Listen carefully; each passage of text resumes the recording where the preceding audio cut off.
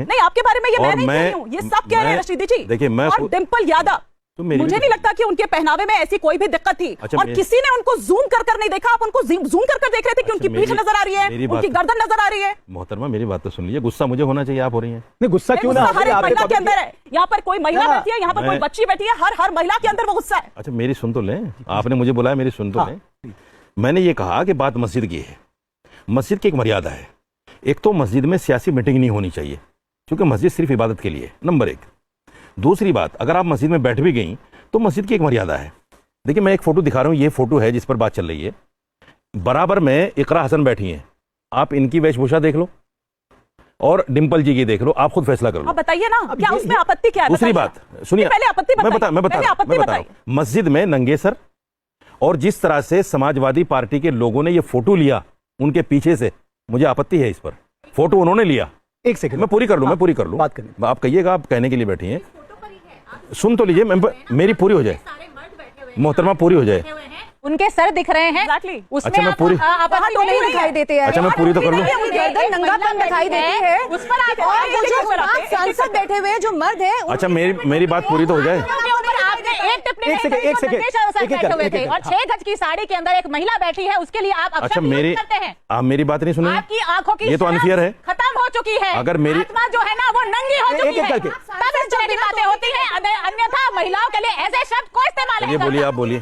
अच्छा सुन लो पहले। अच्छा प्रियंका जी, मैं आ रहा हूँ आपके पास। सुन लो, थोड़ा सा भड़ास निकल जाएगी, थोड़ा शांति। आपने कहा ना आपके धर्म में, आपने कहा हमारे धर्म शांति वातावरण, आपको पता है हमारे धर्म में कहा जाता है क्या? हमारे धर्म में तो कहा जाता है यतनारिष्ट पूजन्ते रमन्ते तत्र देवता। हमारे धर्म में कहा जाता है द्रौपदी अहिल्यातारा कुंती मंदोदरी पंचकन्या दिशेवतंग महापापो विनाशनम। हमारे धर्म में तो पूजा की जाती है, और हमारे धर्म में ऐसी कोई टिप्पणी नहीं करता। अगर किसी ने सिर पे पल्लू भी नहीं, कोई आसमान नहीं टूटेगा। ठीक है, आपने कहा एक मर्यादित आचरण होना चाहिए, वो समझ में आता है, लेकिन किसी पर टिप्पणी करना ये तो बहुत गलत है। मैं बोल लूं? ये तो आपकी सोच की सवाल है। मैं बोल लूं? देखिए हर धर्म की मर्यादा है, बात सिर्फ धर्म की मर्यादा की ही है।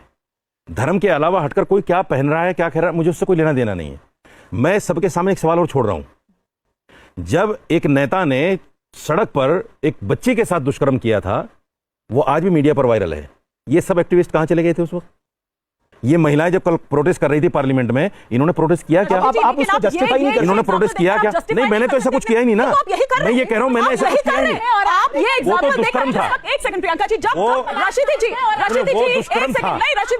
रशीदी जी, उसे कोई सही नहीं ठहरा रहा है। तो दो महाराज, मुझे बोलने के लिए बुलाया, बोलने नहीं दे रहे हो आप। जस्टिफाई अब आप बोलने नहीं दे रहे मुझे। आप जैसे लोग शब्दों से बलात्कार करते हैं, आंखों से बलात्कार करते हैं महिलाओं का।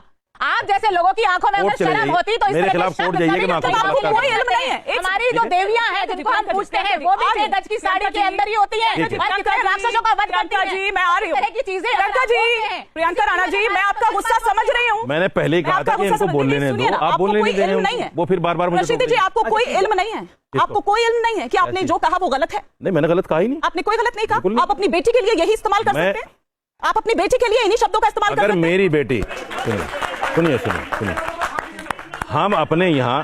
हम अपने यहाँ बच्ची अगर सर खुले भी होती है तो उसको भी हम ये कहते हैं कि ऐसा मत करो, इस तरह नंगे सर मत घूमो, हम बोलते हैं ये। आप जाइए, मैं सहारनपुर से लेकर मेरठ तक आपको बोलता हूँ।